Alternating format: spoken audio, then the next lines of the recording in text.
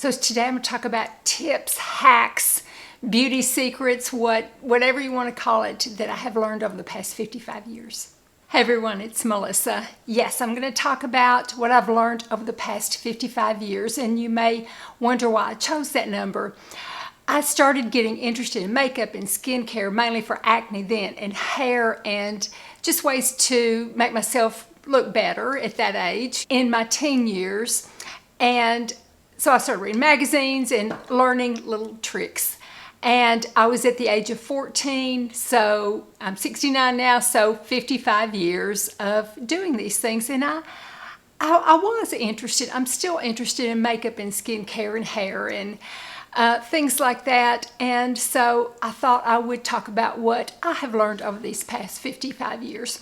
And I have to say, in defense of my friends that are over the age of 60, 70, 80, 90 that do YouTube videos, we've really got a whole vault full of knowledge. And most of my friends do not do Botox, they don't do fillers, they don't have any plastic surgery. So they have gotten to 60s, 70s, 80s, 90s trying skincare, and we've tried it all. Among all of us, we have tried it all. And you can see on our faces, the results of it.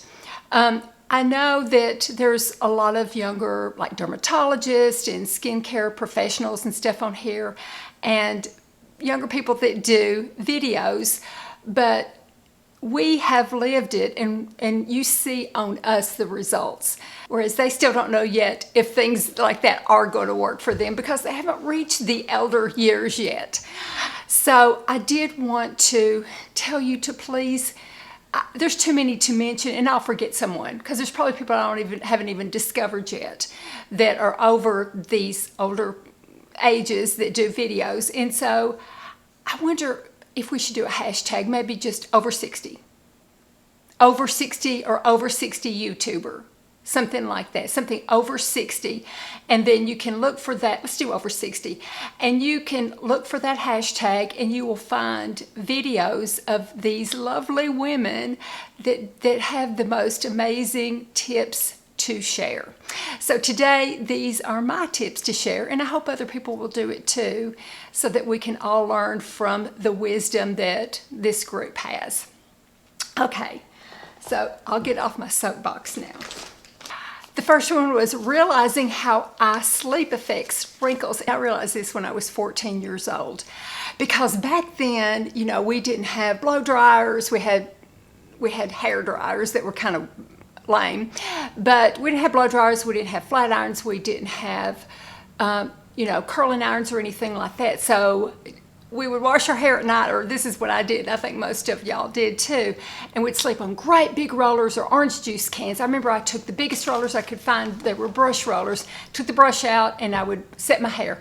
And I realized that, like when I was reading in bed or something, that I was tilting my chin down, and I always had these 3 wrinkles right here since I was a little girl.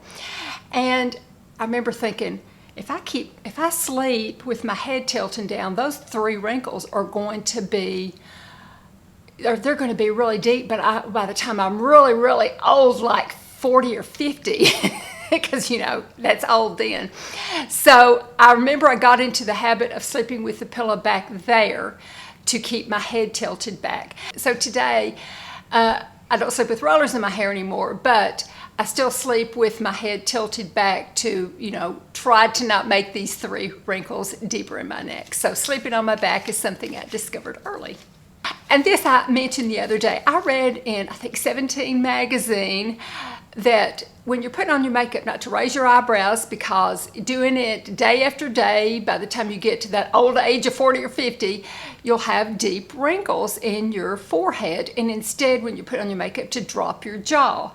And I do. It's hard to demonstrate, but I drop my jaw when I'm doing my eye makeup, particularly, instead of raising my eyebrows. So I've always done that, and I always thought that was just such a good hint to follow to keep as many wrinkles off your forehead as possible. Okay, this is something I realized about my hair when I was very young. I have to do something wet preferably, to get the hair off my scalp.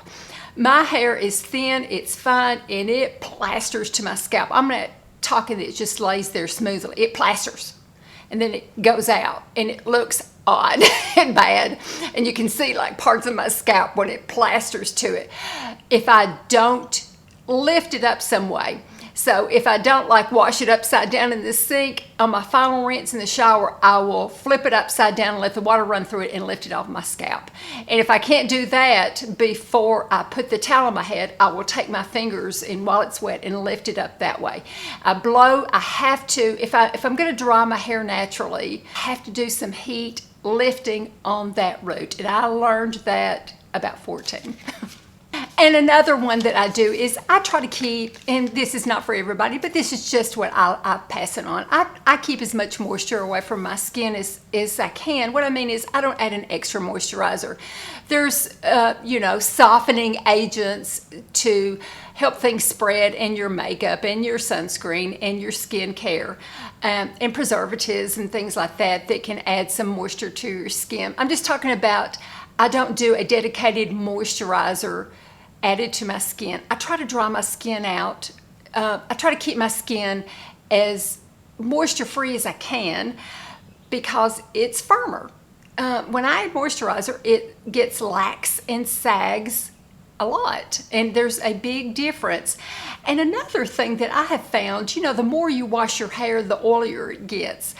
But the more I try to keep moisture away from my skin, the more moisture my skin naturally produces to make up for it. It's like my skin says to itself, I'm getting dry. The body needs to make more moisture. And my skin is still making lots of moisture even without HRT and even with the hormone suppressant drugs that I'm on. If I keep moisturizer away from it, dedicated as much moisturizer as I can away from it, it will start producing its own moisturizer. So that's why I don't do extra moisture. And I found that out in my 40s when I was adding moisturizer. I thought my skin doesn't look right. Maybe in 30s, I thought my skin doesn't look right. It looks so saggy. So that's when I just quit doing that. Okay, this is a hint I found out. I think it's the same one too. Like, I've had this for over 20 years. It's a little epilator. Now, it's a little thing like that, and it still works. And it has these little, I don't know, things that grab the hair. You run it over your hair, like on your face. You run it over, and it grabs the hair and pulls it out by the root. And over time, it takes it away. So, I remember I started getting those, I guess in my 40s, those little stiff hairs in, different parts of my face. So I bought one of these and did it, and it took, time, but over time, they never came back again. So I love this little epilator, and anywhere that you want to permanently remove hair, an epilator will do a pretty good job. And it hurts at first.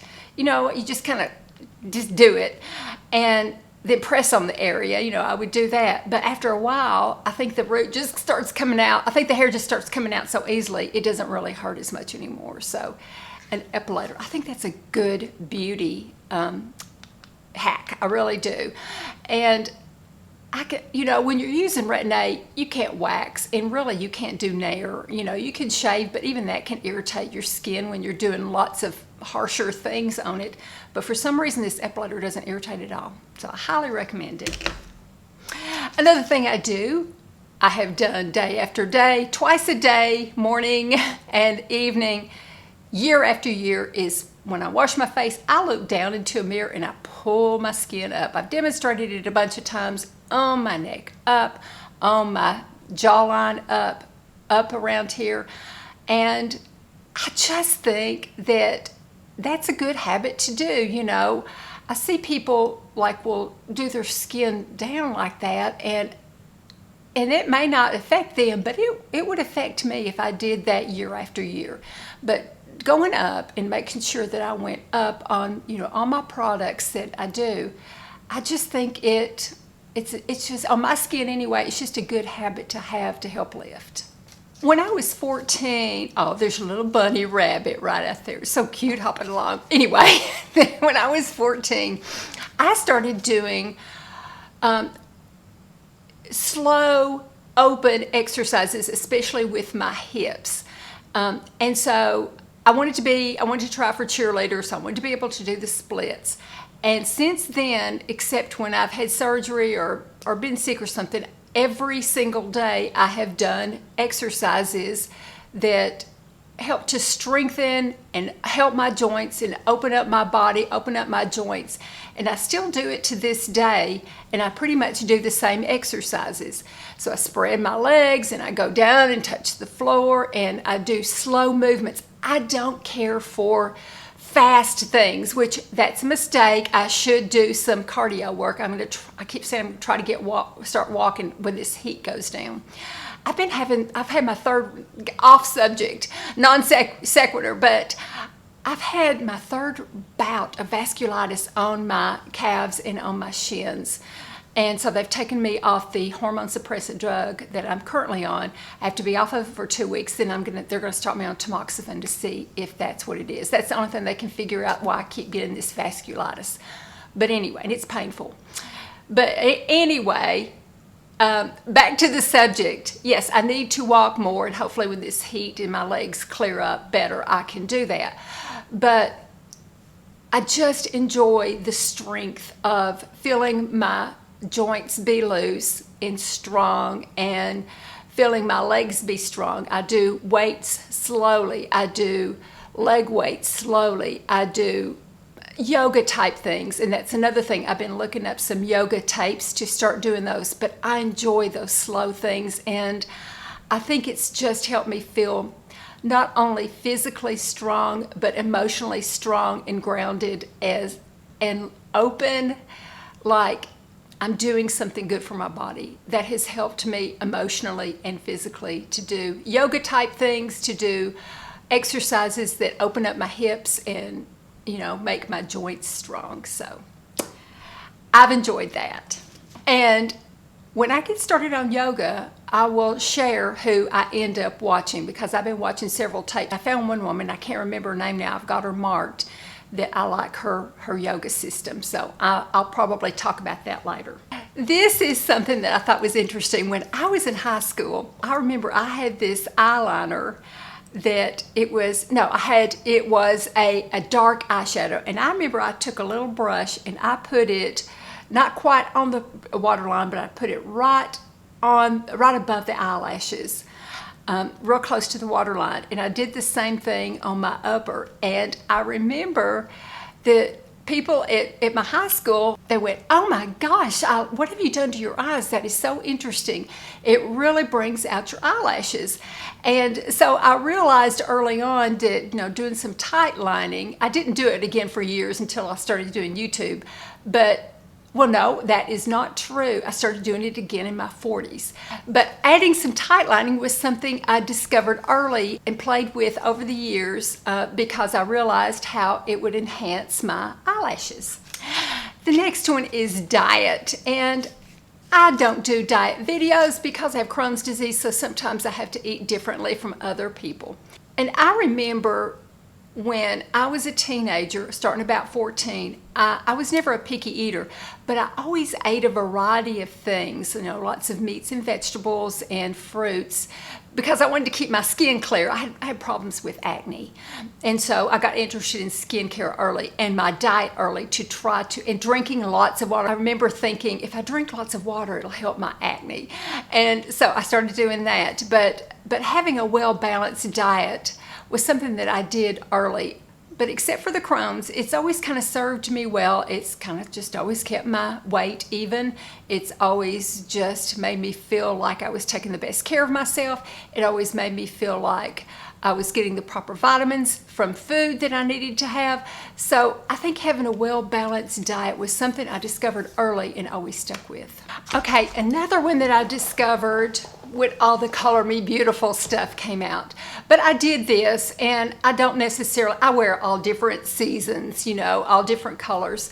But I think it's important. I have done a video on this. It's important to find out which colors do look best on you. It may be multiple, dipping into different seasons, but if you can kind of get a general idea. So you can, what I did in my video, and like I said, I will link it, is, you can take a piece of white, do your hair back, no makeup, nothing on your skin at all, just your skin. And you get a mirror in front of you, a nice big mirror, good lighting. You check your eyes and you check your cheeks. And so you take two items and you put one in front of the other. So put like a white item, a white shirt, and underneath it, a beige shirt. So look at the white shirt, look at your cheeks, look at your eyes. Do they look brighter? Immediately drop, while you're looking at your eyes and your cheeks, drop the white item and look at the beige item. Did your cheeks get brighter? Did your eyes get brighter? Or did your eyes and cheeks get duller?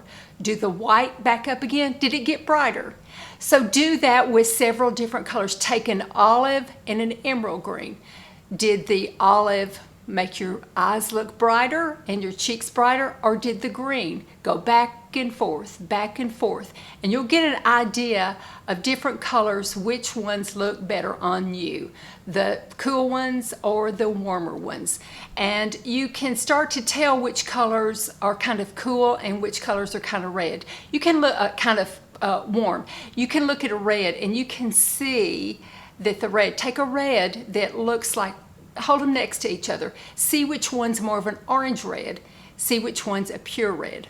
Do them up next to your face. Drop one, raise it. Drop one, raise it. Which one makes your cheeks and your eyes look brighter? So that can kind of tell you if the cool choices are a little more flattering to you, or the warm choices, or just neutral. But that will give you an idea of color and how color can affect your cheeks and your eyes and your brightening of your face, and kind of make you feel better. There's no right or wrong way, and you can of course wear any color you want, but you'll start to find, as you become more familiar with color, you'll start to find the things that actually do look a little bit better on you. So that one is something I discovered a long time ago. Work on your mind. I think that's very important too. Work puzzles, work word games, work Wordle, work Quartle or Ortle, or all of those. I work them all. I work them all every night. I do Sudoku, and I work the New York Times crossword every night. And it gets harder during the week. By the time Thursday or Friday rolls around, I usually can't get many of them, but I try. And I look up the answers and I learn something. I've learned to edit, my YouTube videos. I've learned to work a camera. I bought a new microphone. I've learned to do technology. I've learned to do things. I've learned to work social media and post things on that. And anything like that, I think anything like that that will help our mind stay as sharp as possible. Boy, that's a big beauty hint. That's a beauty trick. That's a life trick. That's a life hint, because it'll just keep you interested and interesting. And I guess the last one is one that we all need to follow, and I need to follow, and that is to accept yourself and to love yourself, to realize just because you're getting older that you're still relevant and you still have a lot to offer, and you still can teach, and you can still learn. And I think that is my last message that I would give to anyone that is interested and is listening to this. So I hope others will share what their beauty tricks are, their life hacks, whatever you want to call it, that they've learned over the years. Be sure and find others that are 60s, 70s, 80s, 90s that you can learn a lot from. So anyway, thank you for watching. Be sure and like and subscribe. It helps so much. And I'll see y'all in a couple of days. Stay cool. Love you all. Bye-bye.